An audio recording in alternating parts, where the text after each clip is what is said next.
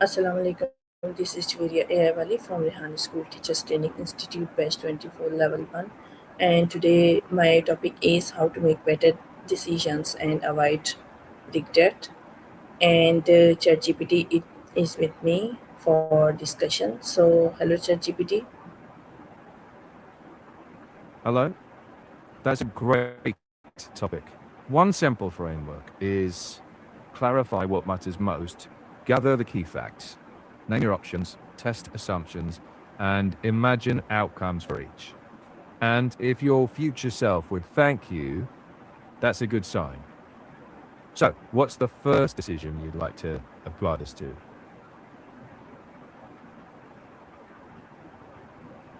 My first question is, what does making a good decision mean to you? For me, a good decision means choosing in a way that's aligned with your values, based on enough reliable information, and with a clear eyed look at trade offs and a plan to review it later. It's not about being perfect, it's about being thoughtful and honest with yourself.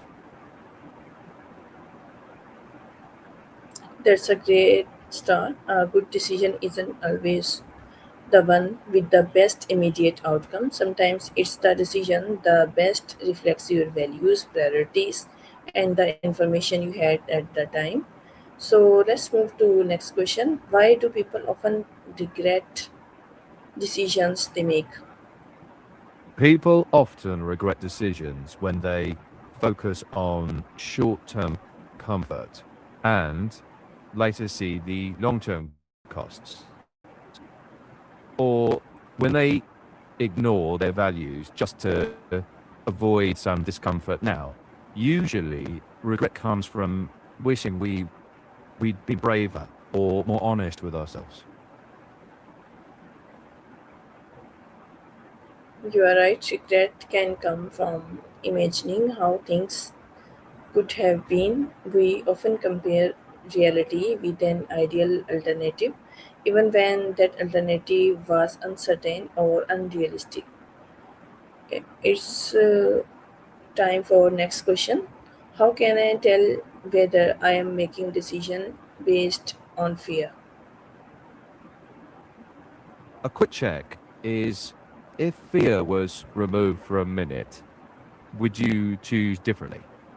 Also, notice language like I should or what if. If that feels tight or tense, fear's probably steering the wheel.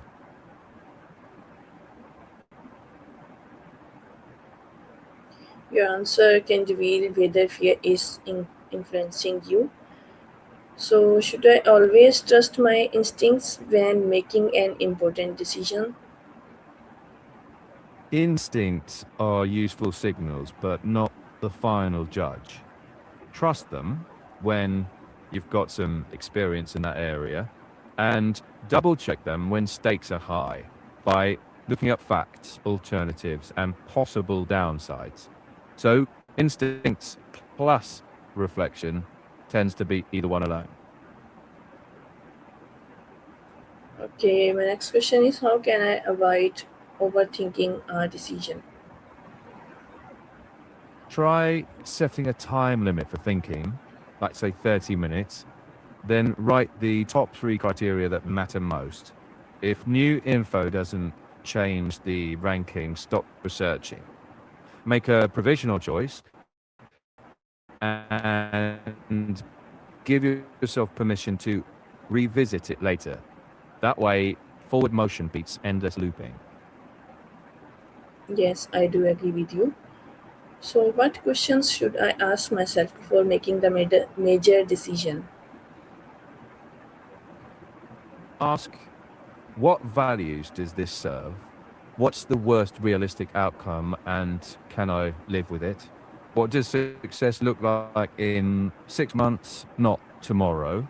And whose advice do I trust who isn't rushed or fearful? Those questions usually surface the real shape of the choice. Okay, so will you please guide me that how can I distinguish between a risky decision and a bad decision? A risky decision has unknowns, but the logic is sound and you know what you'll do if things go wrong. A bad decision ignores key facts or rests on wishful thinking. So don't ask, is this scary? Ask, is this informed and reversible? If you can name the risk, plan for it, and survive it, that's risk. If it's based on denial or magical thinking, that's when it's sliding into bad decision territory. Okay, so what do you think about emotions? How important are emotions when making decisions? Emotions matter a lot. They highlight what you care about and can warn you when something feels off. But give them a seat, not the steering wheel. Notice them, name them, then check the facts and alternatives. That blend usually leads to wiser decisions than either pure logic or pure emotion alone. Okay, so what should I do when two choices seem equally good? When they seem equal, sleep on it. Do a quick pre mortem for each. Imagine it's a year later and the choice went badly. What caused it? See which risks feel more manageable. And if they're still neck and neck, choose the one that teaches you more. Or the one you'd still be okay with, even if it didn't work out. Okay, so how can I make decisions when I don't have enough information about it? Focus on what you can know, key facts, time limits, and your non negotiable values. Then choose a path that is reversible if possible and set a review date. You're not aiming for perfect, you're aiming for reasonable now, adjustable later. Okay, so how can I stop worrying about what other people will think? Ask whose opinion actually affects your life in a concrete way. Usually it's a very small circle.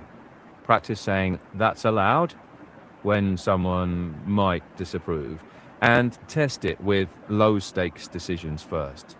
The world rarely reacts as loudly as it feels in your head. Okay, is it better to make a quick decision or take more time? It depends on the reversibility and mistakes. If you can undo it or tweak it later, decide faster. If it's high stakes and hard to reverse, slow down, gather the critical facts, and use a framework. Speed's good for small reversible calls, care for big consequential ones. What do you think? What is the difference between learning from a mistake and regretting it? Learning asks, what will I do differently next time? Regretting keeps replaying the loss. When you can name a concrete takeaway and actually use it, that's learning. If it's only spinning the same what if cycle, that's regret and it's worth gently setting it down. Okay, so what can we do when we have lost the time? And what should we do apart from regretting it? When time's gone, shift from regret to meaning.